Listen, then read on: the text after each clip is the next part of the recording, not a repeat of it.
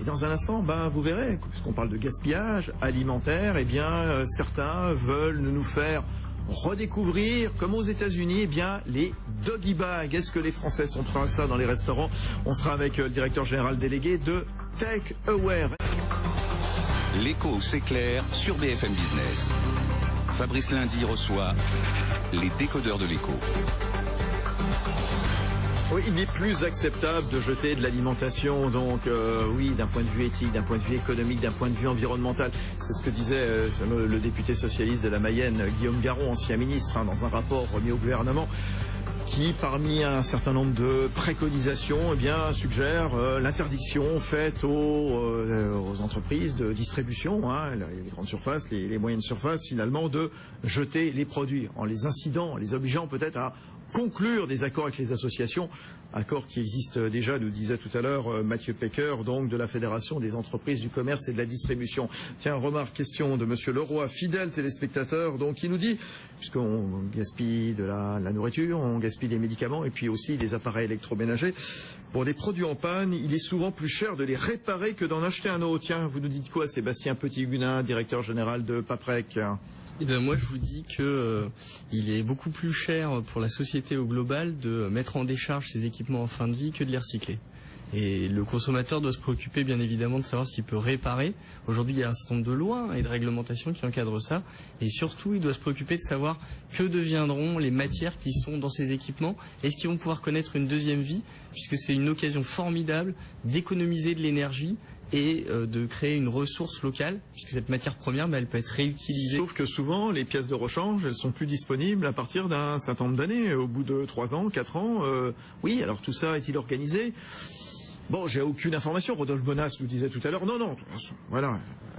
Tout va bien, il n'y a pas de problème, il n'y a pas de complot, bon, très bien, mais n'empêche que c'est pas toujours facile de réparer. Alors, tout à fait, et je dirais encore une fois, la conception de ces équipements en amont, si elle n'intègre pas la possibilité de les réparer et la possibilité de les recycler, malheureusement, on peut dire qu'elle est pas éco-conçue, et donc, finalement, elle remplit pas le cahier des charges qu'elle a par rapport à ces consommateurs qui s'attendent à ce qu'ils soient réparables et recyclables. Alors, gaspillage, scandale ou aubaine? Oui, avec des opportunités qui sont données, donc un certain nombre d'entreprises, du recyclage comme vous, Paprec, ou des startups, qui fourmillent de 1001 idées. C'est le cas de Take Away. Victor Marostegan, bonsoir. Bonsoir. Victor Marostegan, directeur général délégué de Take Away. Take Away, tout simplement, c'est un mot anglais, donc, qui signifie prendre, enlever, emporter, tout simplement. Voilà. Le doggy bag. Alors, vous nous suivez à la télévision, à la radio. J'ai une boîte en carton, donc, de forme hexagonale, donc, qui est plutôt assez design. Et vous, ce que vous voulez faire, c'est réintroduire donc les doggy bags dans les restaurants, réintroduire un peu la sauce américaine, l'introduire tout court. Oui. Exactement, on a fait une étude de marché et on a vu qu'en France, pour que le doggy bag puisse plaire, il fallait obligatoirement qu'il soit design, qu'il soit chic. Donc après une R&D, on a sorti ce produit hexagonal qui est un petit clin d'œil à la France. Et bien sûr, l'objectif, c'est de lever les freins que le consommateur pourrait avoir, de le demander à la fin de son repas lorsqu'il ne l'a pas terminé. Oui, alors ce sont des boîtes cartonnées, tout simplement. À la fin du repas, on demande à ce que l'on mette donc ce qu'on n'a pas consommé dedans. On peut tout mettre dedans? On peut tout mettre puisque cette boîte a un film alimentaire à l'intérieur qui accepte les plats en sauce. On a fait exprès de mettre une petite poignée pour éviter le sac plastique qui vient aider le consommateur à la transporter quand il quitte le restaurant. Elle passe aussi au micro-ondes et elle est 100% recyclable. Les sacs plastiques, c'est pas beau d'un point de vue environnemental aussi. Voilà, on le dit. Oui, enfin, je disais réintroduire parce que c'était une pratique qui était en usage à l'après-guerre, donc oui, parce qu'à une époque où il y avait évidemment un certain nombre de pénuries, réintroduction en France, introduction donc évidemment quand on voit ce qui se passe aux États-Unis. Jean Terlon, c'est le vice-président de l'Union des métiers des industries de l'hôtellerie, c'est-à-dire le syndicat professionnel des restaurateurs. Il y croit bien entendu, il était sur BFM TV. Le but du doggy bag, c'est déjà de parler du gaspillage alimentaire. En tant que cuisinier, c'est une plaie. Mais comme on sait la gérer en amont, c'est-à-dire on sait gérer ses produits en bon professionnel, et l'endroit où on ne peut rien gérer, c'est-à-dire quand les gens ont les yeux plus gros que le ventre, si on met à disposition aux gens une boîte aujourd'hui beaucoup plus fun qu'avant qu'un bout de papier aluminium. C'est plus sympa de reparler du doggy bag de cette manière-là. Il faut changer les mentalités parce que les Français sont pas comme ça. Les Anglo-Saxons, les Allemands, les Américains, donc Anglo-Saxons au Québec aussi que je connais bien. Là, c'est une pratique courante. Ouais, c'est une pratique courante outre-Atlantique, très bien, oui. Chacun d'entre nous, lorsqu'on va aux États-Unis, c'est une pratique que l'on nous propose. Qu'est-ce qui fait que les Français, pour l'instant, eh bien, accepteraient, se lanceraient donc dans cette nouvelle mode, Victor Marostegan, parce que, comme le disait donc le vice-président de l'UMIH, question de mentalité. On n'a pas forcément envie de demander à ce qu'on mette bien les restes de repas là-dedans, quoi. Exactement, et c'est pour ça qu'avec Takeaway, on a travaillé toute une signalétique sur la communication pour que le consommateur ait moins honte de le demander au restaurateur.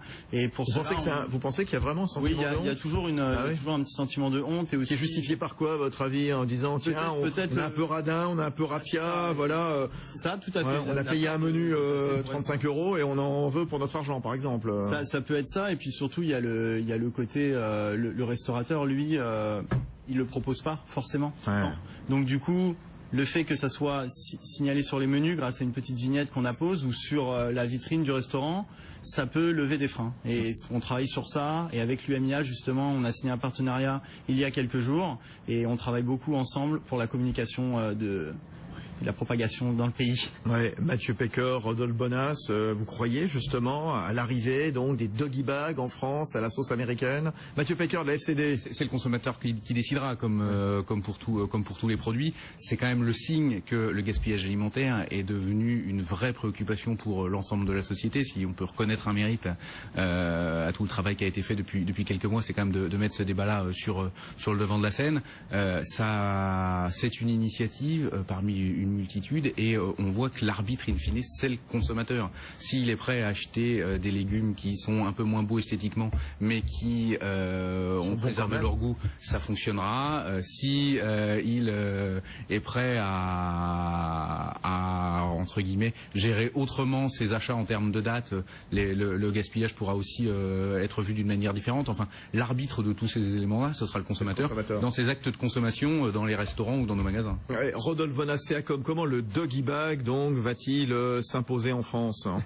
Alors, on lui souhaite un grand avenir en tous les cas en France. C'est vrai que ça existait à l'étranger, mais ce que je trouve être intéressant aussi, qui était souligné ici, c'est qu'on voit qu'il y a un certain nombre de pratiques qui sont en train de revenir après cette période qu'on vient de vivre depuis les années 50, qui a été cette consommation de masse, d'accord, et on revient finalement à des pratiques un peu de nos grands-mères, hein, c'est-à-dire où en effet on retrouvait, on ne jetait rien parce que tout avait de la valeur, hein, et on se rend bien compte qu'on est en train de revenir et retrouver ces gestes un peu ancestraux qu'on a un peu tous oubliés. Et en effet, le doggy bag a existé en France à une époque, dans des périodes un peu pénuriques. C'est ce que je rappelais. Voilà, exactement. Et donc mécaniquement, on peut imaginer que si on l'a fait, on peut peut-être le refaire. Sébastien Petit-Huguenin, Paprec.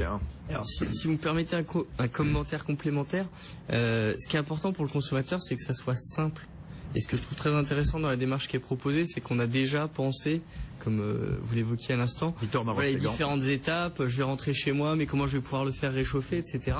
Et il me semble que ce qui peut-être change par rapport à ce que faisaient nos grands-mères, c'est que là on est dans une approche dans laquelle on pense le geste du consommateur jusqu'au bout, y compris jusqu'au recyclage de cet emballage à la fin. Et là vraiment on a une approche qui simplifie pour le consommateur l'approche. Après, l'élément culturel, sociologique, la honte, etc., c'est un peu le fil rouge. Là, à chaque fois, on revient un peu à ça. Oh, une honte, c'est vite passé en même temps. Hein. Comment on conçoit une telle boîte, Victor Marostegan, vous, à la tête de Takeaway avec vos partenaires, vos associés? Eh bien, on a commencé avec mes deux associés au sein d'une école de commerce qui s'appelle l'IFAG, et on a au sein de cette école un projet à développer sur un fil rouge annuel. Et à la fin de ce fil rouge annuel, on a décidé de vraiment se lancer dans le réel, parce qu'on trouvait le sujet du gaspillage alimentaire préoccupant, et on s'est dit que vraiment il fallait faire quelque chose. On a lancé une R&D qui a duré 9 mois, et on a pensé justement, comme vous venez de le signaler, à tout le cheminement du produit entre le restaurant et la deuxième assiette finalement du consommateur. Je crois savoir, Fabrice, qu'il y a eu aussi des initiatives de grands chefs aussi qui ont, sur certains restaurants, en particulier du côté de Lyon, etc., qui ont déjà initié ça. Donc, je pense là aussi que ça serait un élément culturel très important. Si un chef étoilé commence à proposer... Lance le mouvement. Les restaurateurs, ils en ont envie, à votre avis? Rodolphe. Je pense que si le client le demande, ça va se mettre en place. Mais le fait Dans tous les cas, ce qu'il faut dire, c'est qu'en 2016, les restaurateurs, ils devront valoriser leurs déchets. Donc, de toute façon, quelque part, ils seront obligés de ils vont y venir contraints et forcés. Hein. Ouais. On va se retrouver dans un instant, justement, gaspillage, aubaine ou scandale. On reviendra justement sur le Doggy Bag. Il y a d'autres initiatives également. On en parlera et on se quittera d'ici quelques minutes. À tout de suite. Fabrice Lundy reçoit les décodeurs de l'écho.